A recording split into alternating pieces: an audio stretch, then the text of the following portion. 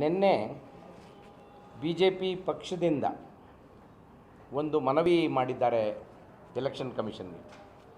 ಏನದು ಅಂತ ಅಂದರೆ, ಕಾಂಗ್ರೆಸ್ಸು ತನ್ನ ಮ್ಯಾನಿಫೆಸ್ಟೋದಲ್ಲಿ ಏನು ಗ್ಯಾರಂಟಿಗಳನ್ನು ಕೊಟ್ಟಿದೆ, ಈ ಗ್ಯಾರಂಟಿ ಕಾರ್ಡ್ಗಳನ್ನು ಮನೆ ಮನೆಗೆ ಹಂಚೋದನ್ನು ನಿಲ್ಲಿಸಬೇಕು, ಅದನ್ನು ತಡಿಬೇಕು ಸರ್ಕಾರ ಅಂಥೇಳಿ ಒಂದು ಮನವಿ ಮಾಡಿದೆ. ಇದು ಭಾಳ ಹಾಸ್ಯಾಸ್ಪದವಾಗಿ ಕಾಣ್ತಾ ಇದೆ. ಯಾಕೆ ಅಂದರೆ, ಕಾಂಗ್ರೆಸ್ಸು ಕೊಡುವ ಗ್ಯಾರಂಟಿಗಳನ್ನು ಈಗಾಗಲೇ ಕರ್ನಾಟಕದಲ್ಲಿ ಜಾರಿಗೊಳಿಸಿ 5 ಗ್ಯಾರಂಟಿಗಳನ್ನು ಜಾರಿಗೊಳಿಸಿ ಅದರ ಯಶಸ್ಸಿನ ಮೂಲಕ ನಾವು ಚುನಾವಣೆಗೆ ಹೋಗ್ತಾ ಇದ್ದೇವೆ. ಇದರ ಯಶಸ್ಸನ್ನು ಜನರಿಗೆ ತಿಳಿಸಿ ತಾವು ಕಾಂಗ್ರೆಸ್ಸಿಗೆ ಯಾಕೆ ಮತ ಹಾಕಬೇಕು ಅನ್ನುವ ಬೇಡಿಕೆಯನ್ನು ಅವ್ರ ಮುಂದೆ ಇಟ್ಟಿದ್ದೇವೆ.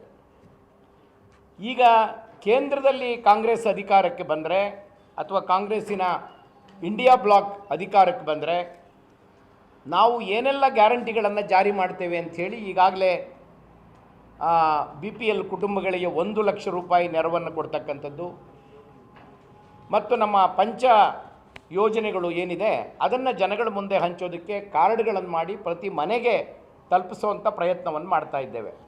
ಪ್ರತಿ ಪಾರ್ಲಿಮೆಂಟರಿ ಕಾನ್ಸ್ಟಿಟ್ಯೂನ್ಸಿಯಲ್ಲಿ ಪ್ರತಿ ಮನೆಗೆ ಈ ಗ್ಯಾರಂಟಿ ಕಾರ್ಡನ್ನು ಸನ್ಮಾನ್ಯ ಮಲ್ಲಿಕಾರ್ಜುನ ಖರ್ಗೆ ಅವರು ಮತ್ತು ನಮ್ಮ ನಾಯಕರಾದ ರಾಹುಲ್ ಗಾಂಧಿಯವರ ಸಹಿಯೊಂದಿಗೆ ತಲುಪಿಸುವ ಪ್ರಯತ್ನವನ್ನು ಮಾಡಬೇಕು ಅಂತೇಳಿ ಈಗಾಗಲೇ ನಮ್ಮ ಜನರಲ್ ಸೆಕ್ರೆಟರಿ ಅವರು, ಕರ್ನಾಟಕ ಉಸ್ತುವಾರಿ ರಣದೀಪ್ ಸಿಂಗ್ ಸುರ್ಜೇವಾಲಾ ಅವರು ಪ್ರಚಾರ ಸಮಿತಿಯ ಮುಂದೆ ಎಲ್ಲರಿಗೆ ತಿಳಿಸ್ಕೊಟ್ಟಿದ್ದಾರೆ.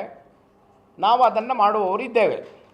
ಆದರೆ ಇದನ್ನು ತಡಿಬೇಕು ಅಂತ ಹೇಳ್ತಿರ್ತಕ್ಕಂಥ BJP ಅವರಿಗೆ ನನಗನ್ನಿಸ್ತದೆ, ಮತ್ತೆ ಅಸೆಂಬ್ಲಿಯಲ್ಲಿ ಏನು ಪರಿಣಾಮ ಬೀರ್ತು, ಯಾವ ಗೆಲುವನ್ನು ಕಾಂಗ್ರೆಸ್ ಪಕ್ಷ ಪಡ್ಕೊಳ್ತು, ಅದು ಲೋಕಸಭಾ ಚುನಾವಣೆಯಲ್ಲಿ ಪುನರಾವರ್ತನೆಯಾಗ್ತದೆ ಎನ್ನುವ ಭಯದಿಂದ ಈ ಚುನಾವಣಾ ಕಾರ್ಡ್ಗಳನ್ನು ಹಂಚದೆ ತಡಿಬೇಕು ಅಂತ ಹೇಳ್ತಾ ಇದ್ದಾರೆ. ಇದು ಮ್ಯಾನಿಫೆಸ್ಟೋ ಆದ್ದರಿಂದ ನಾವು ಜಾರಿಗೊಳಿಸೋದಕ್ಕೆ ಬದ್ಧ ಇರೋದರಿಂದ ತಡೆಯೋ ಪ್ರಶ್ನೆ ಇಲ್ಲ.